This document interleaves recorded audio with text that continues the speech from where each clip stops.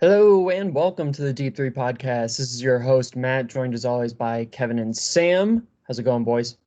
Hello, hello. How's it feel now that we're not actually stuck inside? As we're recording this inside. Yeah. Bring me.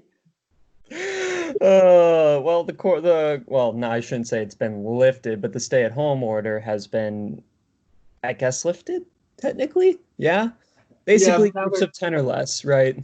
Now there's a curfew in effect, so give and take, give and take. No idea how I made it home from the city. I was like, this is fucking wild. Did I tell you that my brother heard gunshots? Oh, what? Yeah, he No. heard gunshots outside of his apartment.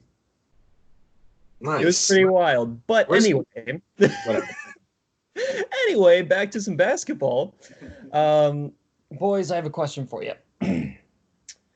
No. Do you think? Shut up. Do you think Thank God there's no basketball involved. KD and Kyrie will end up playing in the playoffs? No, I have easy no. Really? Easy no. Okay, why? I'm gonna risk anything. That Achilles is very sensitive. Sorry, Kevin Durant, not Kevin O'Brien. I don't know how his Achilles issue is currently. Achilles is that way. But I mean, we saw what happened to KD. Man was barely walking. He has some very good passion on the bench, but he should stick to that and not worry about this season. Come back strong, win MVP. Right? That's how you gotta do it. The snake way. Sneak away. Kevin, what do you think? I agree. I think he learned the hard way to not push himself even in a kind of championship situation. I think it'd be better for him to just come back full force. But I think if the playoffs go on long enough and somehow they're still in it, to be honest, probably not going to happen, then maybe they come back later on. But I feel like that's a long shot. God, I would love to see some KD basketball. Oh my good lord. I miss him so much, man. I miss watching him play. I miss watching at this point.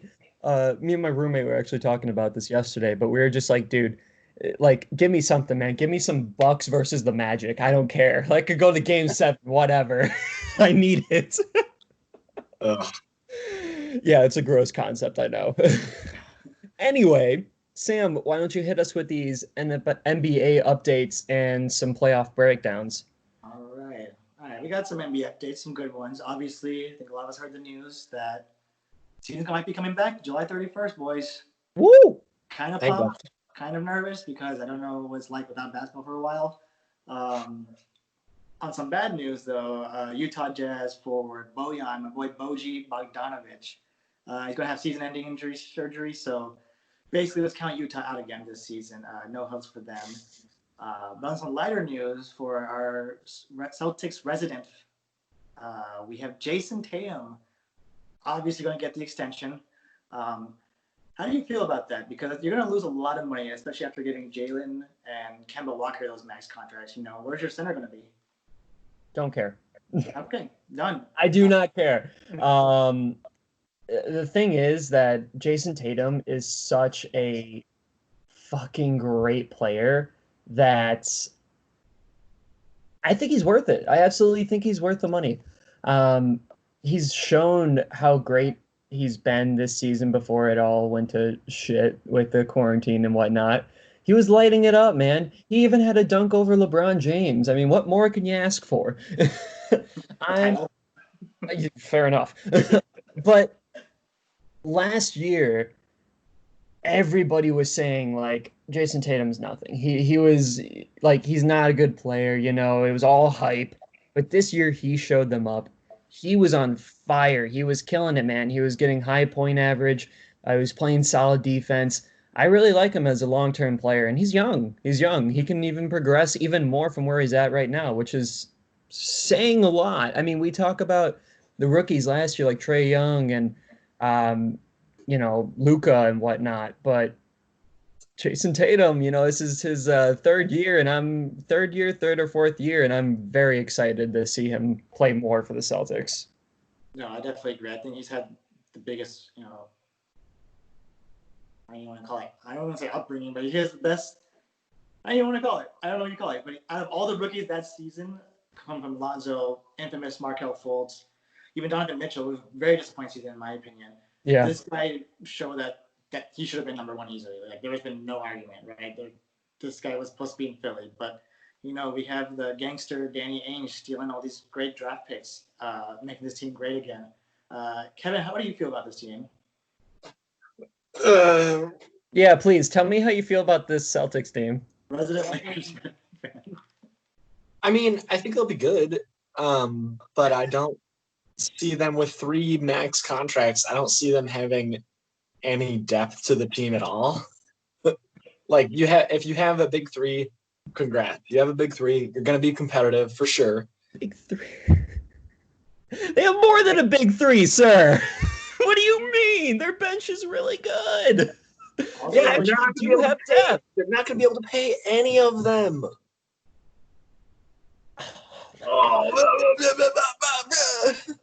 I'm so upset. They're not getting paid barely anything to begin with. I'm sure that they can land them and keep them, honestly. I'm not worried about it. I'm not worried about them keeping the players. If they make it even remotely far in the playoffs, those smaller players are going to want more and more money.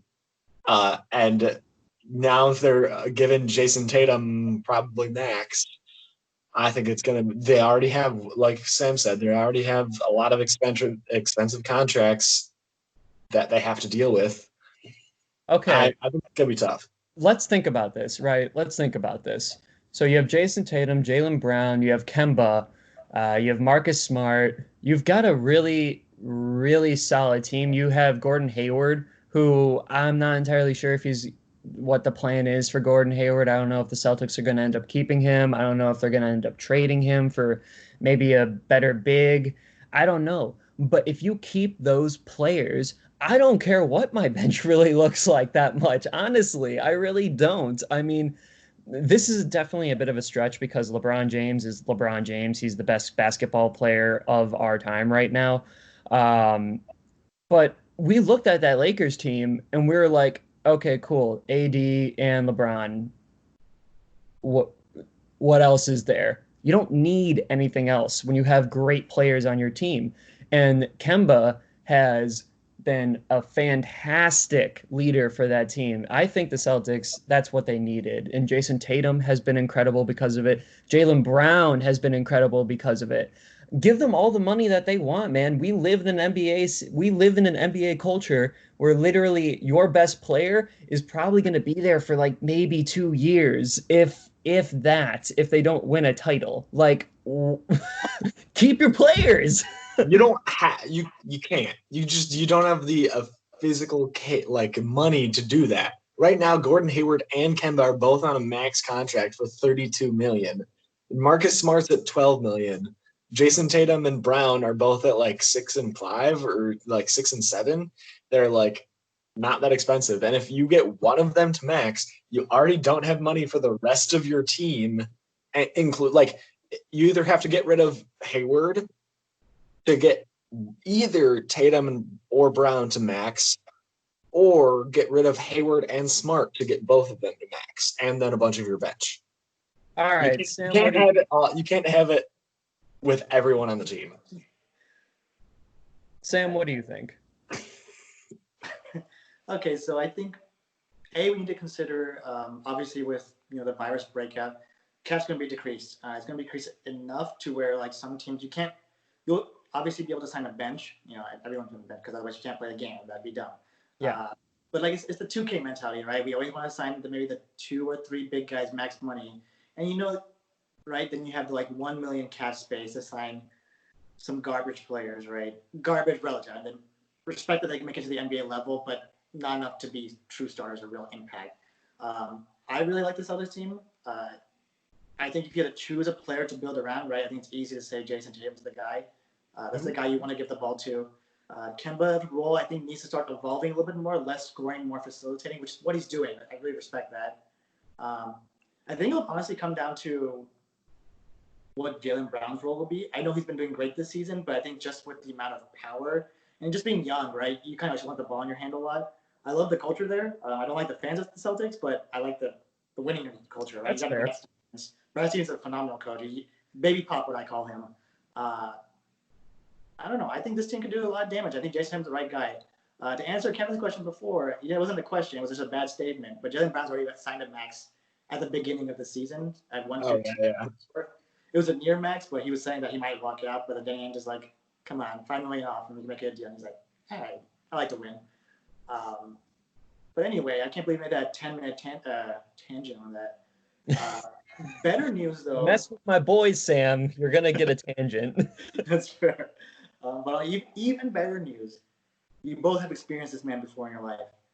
The great Tom Froggy Thibodeau, most likely to be the head coach for the New York Knicks. Kevin, I'm seeing some shocking looks. What are you feeling? A lot of I wasn't aware that Joakim Noah and D Rose were going to get traded to the Knicks. Like, that's the only way Thibodeau goes. Like, he has to recreate that Bulls team for the third time. He has to, let's get Luol Deng in here. Let's go. Let's get Carlos Boozer in here. Let's go, dude. Hey, man, they got Taj Gibson and Bobby Portis there, so, they're vibing. Oh, there. my God.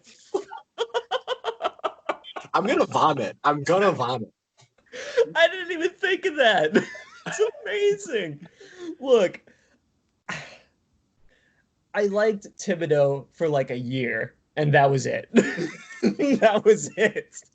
Like, he is very clearly a better coach than what we've been having in the past couple of years on the Bulls, but like, God, this man is just surviving. He is living his best fucking life. Either he's living his best life by like staying in the NBA, or he's just like cursed for eternity for going to just trash teams. Like, I don't know what they apply. I don't know if they hired him because like he's a good coach, or if they hired him because he has a big name and they want to make the Knicks like somewhat watchable. It's just like, hey, everybody knows about this dude. Let's bring him on. Let's bring him on. Come on. You have two of your old Bulls players. You want that, right? That's the thing too. Like, everyone knows about him, and everyone knows what he does and how he plays, because he hasn't changed how he coaches in 15 years. Like, that's pro Tom Thibodeau then? huh? Oh, that's pro Tom Thibodeau then? Sure. I'm Tom Thibodeau. Okay. I'm Tom Thibodeau. I don't know what you guys are saying. The last time the Minnesota Timberwolves made the playoffs was when Tom Thibodeau was head coach with Jimmy Butler. Just like made that very clear. Jimmy Butler. With Derrick Rose. Coach Killer. He scored a 50-point game when he was on fire, when he was doing very, very well. Not only that, but they did have Karl Anthony Towns. As much as we like to shit on him, he is a pretty solid player. Agreed. He had the players to do it. He had the players to make it to the playoffs. All right. But I'm just saying the guy's got the props to make it. He's made playoff teams, right? We made that very clear, right? He's made the Chicago Bulls. I agree that he has some dated ways. We've definitely agree that. But I think it's better than I personally think that Tom Thibodeau is easily better and should be even the coach of the Chicago Bulls right now. All right. I believe in that. All right. That would be very interesting. I would welcome him with a very sarcastic open arm gesture. I mean, like, he's gonna be better than whatever we have right now, but I wanna see better than Tom Thibodeau. I want to see a better head coach than Tom Thibodeau. Like, please give me that. I don't want a worst case scenario. That's bad. I'm telling you, Knicks 8th seed next year. I'm telling you. Oh my God, yeah, right. All I gotta say is anything is a step up from previous Knicks. So like you're past the bottom, you can only really go up. Yeah, even if it's just a small step up with Thibodeau, I think you're still making progress. That's a fact. Look, I wish the Knicks a lot of success because I think, just being such a major market team and just being like that iconic and just with that much history with the Ewings and Oakland, we saw it.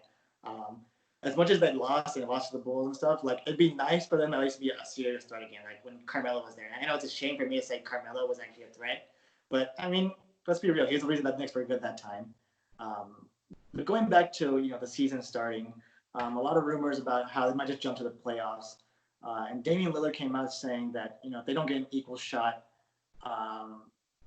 he's not going to play any in regular season or preseason games, whatever it is. He won't even show up. Matt, what do you think this is? Do you think this is a little petty by him, or do you think he has a good point? If he doesn't have a chance to even make it to the playoffs, yes, it's petty, but at the same time, I get it because like I mean, look, he's a star. He's the best player on that team right now. If he goes to the playoffs, and I would love to see him play, I think what he's more concerned about is probably just like if why bother? I think that's what he's more like worried about is just like if I don't have a chance to play, then why play? Like if I'm not going to make it to the playoffs, then like what's the point? Why risk it? We're still in a pandemic right now. Like why risk that? I think he should play no matter what because I want to see Damian Lillard play. I want to see that awesome clutch Blazers basketball. I have to emphasize clutch because for whatever reason they somehow always make it to the playoffs. But I would love to see him play. I really, really would. There's definitely a bit of pettiness in that, but maybe from his point of view, he's trying to play it safe. And I don't know. I guess I can't blame him for that. That's fair. Kevin, what do you think, with that Portland roster and Yusuf Nurkic coming back, they actually do have a serious starting lineup. Do you think they could actually be a serious threat in the playoffs, even though they're such a low seed? I 100% think so because, I mean, as we've seen time and time again, Portland's just one of those teams. They have been for, 5 years, almost 10 years now, I feel like, that is always like fighting tooth and nail every single game. And so even if they're playing against a giant like the Lakers or the Bucks or whoever, they always have a chance to win. It'll be a close game, and they might not win a series against them or something like that, but they always put up a good fight. So they definitely have a chance, even being a low seed, to make progress in the playoffs. I think they have so much talent on that team. Huh? They're a fun team to watch. Yeah, exactly. For sure. I mean, you guys can't doubt my boy CJ McCollum. All right, that guy's the backbone of that team. That guy made the clutch shot. When Dame's not in, that's the guy, all right?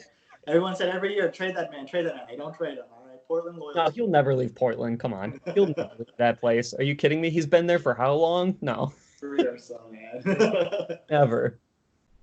Speaking of that, boys, I think we should talk about the whole new playoff breakdown. Let's do it! Like I mentioned, July 31st, potential start date. Which is still pretty recent for the demand that Chris Paul asked and the NBPA had asked. They want about 6 weeks to get the training, be healthy, kind of stuff like that. Sure.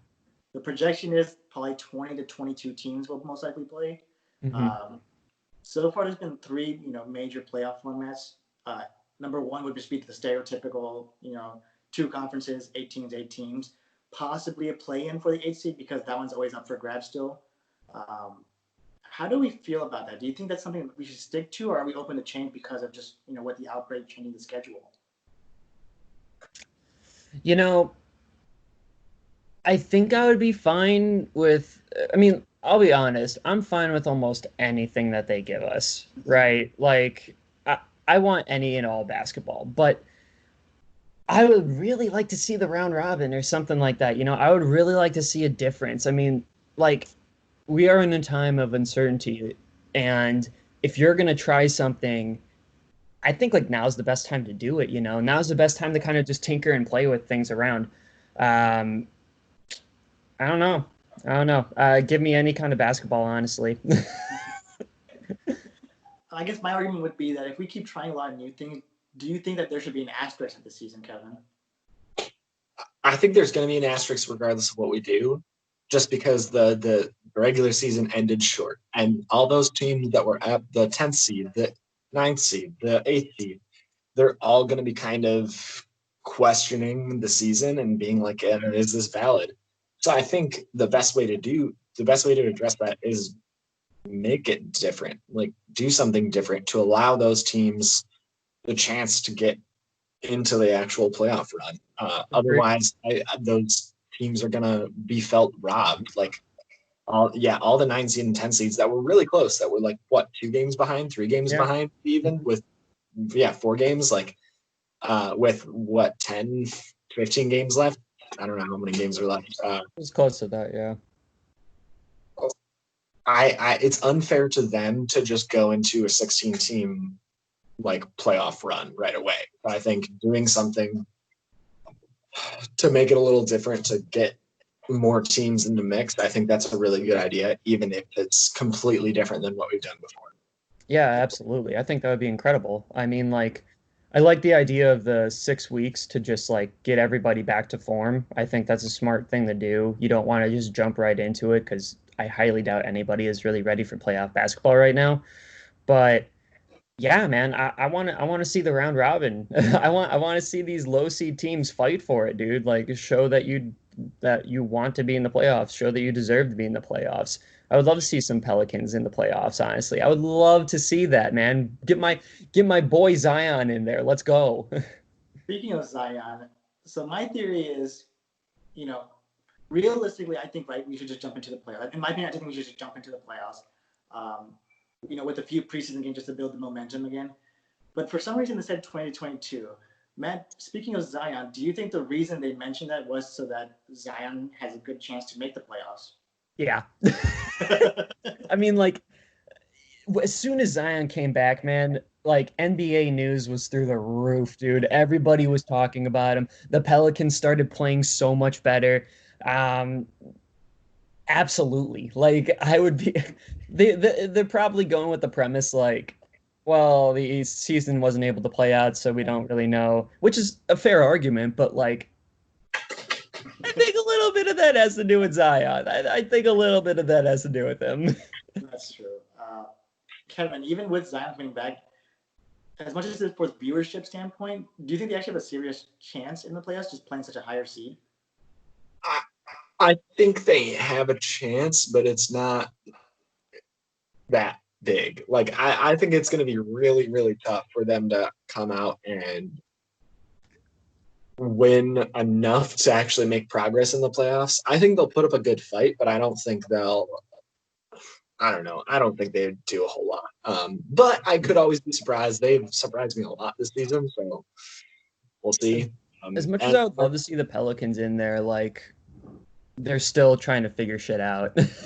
yeah, they're just inconsistent. Like Brandon Ingram, Lonzo, and even Zion. Like it just when they're on, they're on. But if they're not on, especially like Ingram, who they just are not that successful of a team. And I think they just need another year. I think next year they come back together, high chemistry, and I think they'll be really, really good and competitive.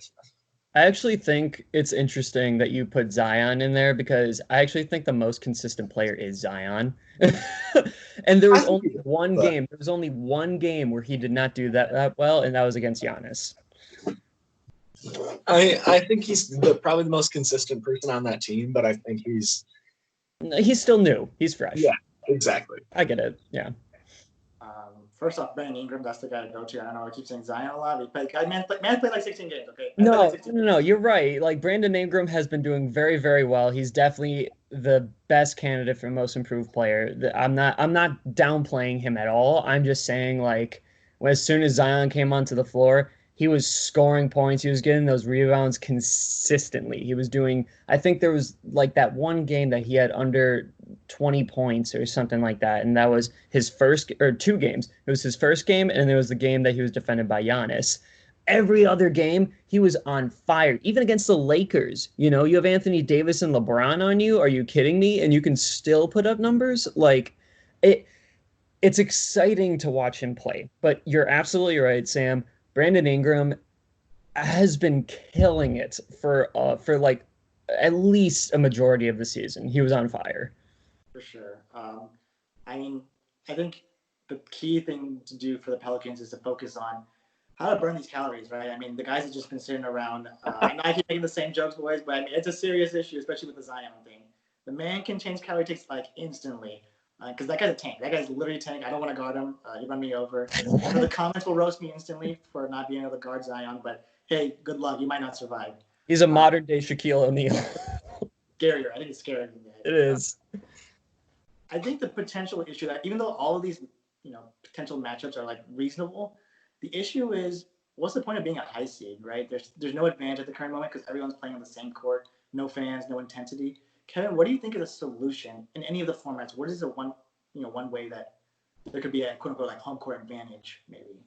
I like I think when we were talking about this before the show, the like grouping where the tier one seeds get to basically pick who they play against to some extent. And I think that gives them at least some advantage and control over the whole situation. Um, where I think you get that normally in the normal playoffs with that home court advantage. You get that control of having your home court. Obviously, you have your power in the stadium, and I think having even something as small as choosing who you can play, although that could be big, uh, I think that's something to motivate the teams to be or to try and be a higher seed still. And I think that's important now instead of having teams just be like, well, I'm in the playoffs, whatever. I don't really care. Like, at least I'm in. That's fair. Matt, what do you think? I think like from a competitive standpoint, being the first seed is a benefit. That's like that should be just the fact that you're the best team in your conference should be the number one thing that you should be fighting for.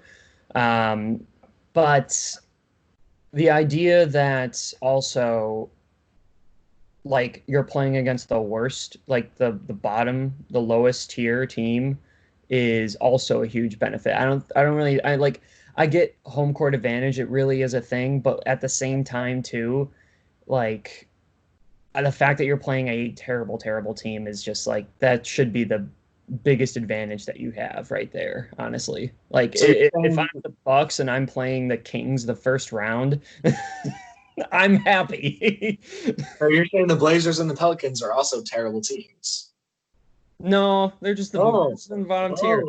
oh, okay. So Okay, but some okay. bottom tier teams are garbage and others aren't. Okay, No, no, no, okay. no, no. No, Confirm no, Matt no, hates no, the no, no, no, no, no, no, no, no, no, no, Confirm. no. Hey, Pelicans, Okay, confirmed. so Kevin, do you think that the Pelicans can beat the Bucks?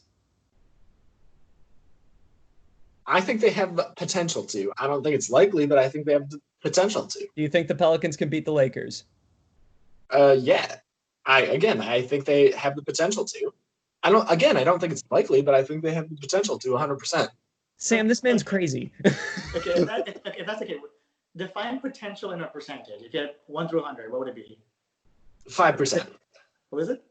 5-ish. That's Give or not- take. Okay, so you're saying that That's nothing. you're saying based off probability, there's always a chance that a team can just win. That's what you're saying. Yeah, I think That's a horrendous argument. I think 5% happens enough times. 5% is like again, it's not likely to happen at all. It's not so unlikely that it'll never happen and we'll never see it. And when we see it, we're like, oh my God. Like it can happen occasionally. That's just Yeah. and I think something like that could happen occasionally. I don't think that's that insane. That's fine, but like, and first off, I'm not saying that the Pelicans are a bad team. I'm not saying that Oh, he Portland said it. is. He said Sorry, editor. We'll make sure he said the other way. Yes. Okay. I will redact that. How about that? I will redact that. Now, even though they aren't a bad team, they're not going to beat the Bucks. They're not going to beat the Lakers. Like, there's just no chance. I just can't see that. Even if, like, we saw how easy it was for Giannis to pick apart Zion. He fucked him up, man. He rocked his world, dude. Like, the Pelicans are still a new team, a lot of young players. They have a lot to figure out. And while I love watching them, and I would love to see a Pelicans versus Lakers first round, I just, I still don't think that, like, I think that the advantage of that tier one of being the first seed and playing those bottom tier teams, because that's what they are right now, is a huge advantage. I don't even think you really need home court advantage at that point. I think that's fair. I mean, I just think that because everyone is an equal playing level in the sense that no one's played basketball in a long time. Everyone's basically stopped at the same time. So I feel like everyone's at ground zero again. And essentially, my thoughts are, let's just say we do the round robin concept, right? I feel like if you were the top 4 teams, if you're the leading team in the group, you should be able to choose which team you want to play one more time, right? So realistically, you want to play a trashier team, right? Just so that you build up your chances to go to the next round. However, Kevin, you mentioned about these asterisks might be happening. Are you saying that the San Antonio Spurs in '99 should have an asterisk as well? It's a side tangent. Due to a lockout season. Oh, I mean, I think that I think that's worth having asterisks, but I don't think kick him out. Continue. you didn't let me finish. I think that's worth having an asterisk, but that doesn't necessarily mean it's a bad asterisk or that the season isn't valid. I think one connotation to it. I think it's worth keeping that note and keeping that in mind during that season. Same with this season. I don't think anything that happens will invalidate the season personally, but I think it's worth noting that when talking about the season. But having that automatically invalidates the season. Yeah, I have to didn't deserve to win it. I disagree. I understand. Even in modern terms, 2011 season, the Miami Heat won the championship. Do they deserve the championship? Is it like an asterisk there because it was a lockout season then?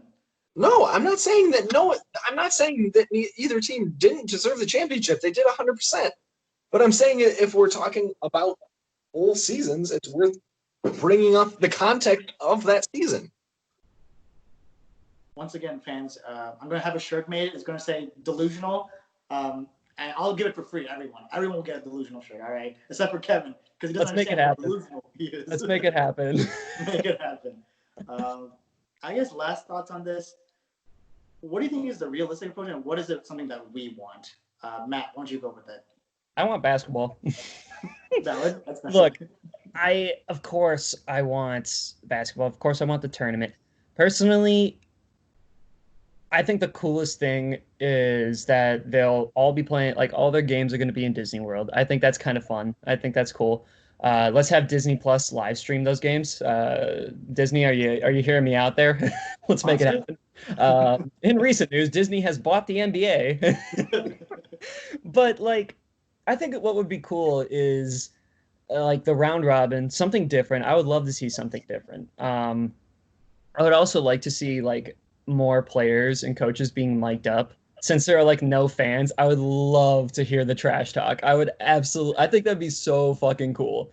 It definitely makes up for there not being fans, or they're just family, close family or something like that. I think that'd be really interesting, and it would be really fun to watch. But I'm so depraved of basketball. That's all I want. No, that's fair. Kevin, I have a question for you. Let's say you're a GM, right? You play enough 2K. You have the skill set. You want championships under your belt. Let's say as a GM for a lower tier team, these tier 5 teams, right, that have made it or have not made the playoffs. Let's say that it does affect your lottery chances now for getting a draft pick. Do you want to go to the playoffs, or do you, as a GM, I want to pick up players, right? Get players to win a title. I don't want the low seed technically to, just be there, right? Owners want to be in the playoffs so they can get more money. Players want to be there to get more money, win a championship. GM wants to just Jerry Krause it, right? They want to build the team and then get the credit for building the team. Yeah. So if you're a GM for these lower teams, do you want to make the playoffs, or do you want your lottery chance to be, as it is right now? I think that's a big that's a big question, because as the GM mode in me from 2K, you wanna tank that shit. You wanna get out of the playoffs, not even have that chance of moving forward, and just stick with what you got and trade around. But at the same time, there is benefit to. It depends. If you're a 16 seed or an 8 seed or whatever the seeding is, doesn't matter. You're like we said, you're most likely gonna lose. Yeah, according to my math, you have a 95% chance of losing. So why bother? Okay, go ahead. I'm sorry. A lower seed. And you have enough faith in your team as GM, which I don't think a lot of GMs do, but if you hypothetically did, then I think it's worth it to go and try and make enough progress for yourself. Because if you can make progress and show that you're a good team and that you are very competitive, I think you have a lot more opportunity to get other players to come to you. Whereas if you're a team that just doesn't try and make the playoffs and doesn't do anything, players aren't going to want to go to you, i.e. Bulls, i.e. Suns, like a bunch of teams like that. They just don't give a shit. And players are like, I don't want to touch that team with a 10-foot pole. I think it's kind of like just a balancing act of like, do you believe in your players or not? I have two things. First thing is the new GM qualifications. You have had to have the best season of GM mode on 2K.